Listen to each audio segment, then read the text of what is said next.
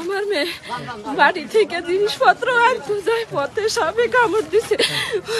পরে এখানে হসপিটালে নিয়ে যাওয়ার পরে ওনারা টেস্ট মেস করছে, পরীক্ষা দিচ্ছে, সব করাবার পরে বলতেছে 100 ভাগ থেকে 80 ভাগ পর্যন্ত বিষ মুক্ত আছে, 20 পর্যন্ত বিষ আছে শরীরে।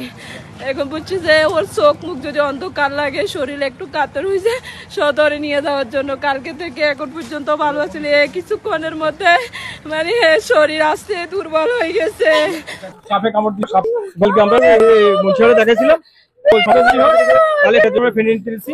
কি হয়েছে ভাই? গতকালকে সাপে কামড় দিয়েছিল বন্যার পানিতে। গতকালকে ফুলগাছি স্বাস্থ্য কমপ্লেক্সে দেখানো হয়েছিল। তারা বলছে যদি সমস্যা দেখা দেয় তাহলে ফেনী সদর হাসপাতালে নেওয়ার জন্য। এখন হাসপাতালে নেওয়ার জন্য আমরা রওনা করছি। এখন গাড়ি পাওয়া গেলে সেটার সমস্যা।